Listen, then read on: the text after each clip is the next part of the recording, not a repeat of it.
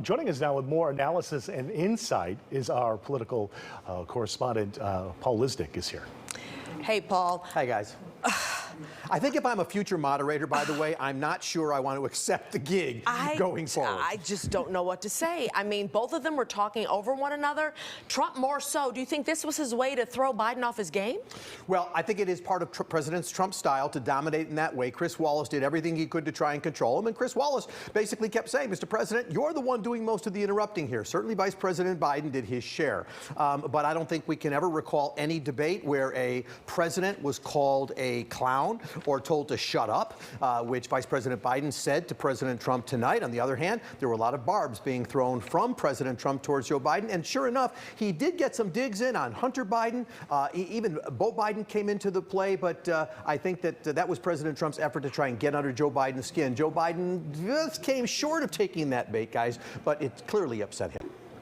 Let's listen.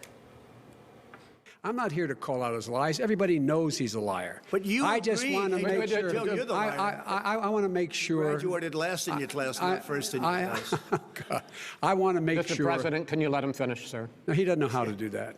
He has, You'd be surprised. You picked You'd be surprised. the wrong guy, the wrong night at the wrong time. Listen, Folks, do you have any idea what this clown's doing? They call it Do you have any idea? So The radical question, left. Will you shut up, man? Listen, who is on your list, Joe? Who's on your list? Gentlemen, I think This we've is ended so this. He's going to pack the unprecedented. court. Keep yapping, man. The people understand, Joe. They sure do. 47 years you've done nothing. They understand. All right. Wow. So, again, I don't think we've ever seen that kind of behavior at a presidential What was date achieved before. tonight, Paul? What was achieved tonight? Well, look, I think people who support President Trump saw the president that they like, saw the president on the attack. But I actually think that people who support Vice President Biden, remember, President Trump set sort of a low bar for him. And I think that Vice President Biden supporters probably feel very comfortable after tonight's debate. The Vice President did not get tripped up very much at all. He mainly maintained his cool. He took some shots, and he had a tactic tonight, Mike and Patrick, which was he very rarely looked at the president. He almost always looked at the camera, almost always reached out to Americans and said, this is about you, and what about you? And I think that was something he was prepared to do and rehearsed to do. We did know there was going to be questions tonight, of course, about Trump's taxes and that $750 tax bill. I know that came up. I think we have that clip. We can run that. Let's take a listen. Chris, let me just tell you something, that it was the tax laws. I don't want to pay tax.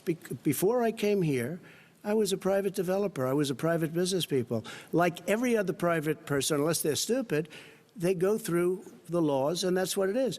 He passed a tax bill that gave us all these privileges for depreciation and for tax credits. We build a building and we get tax credits, like the hotel on Pennsylvania Avenue. You get a massive, which, by the way, was given to me by the Obama administration, if you can believe that.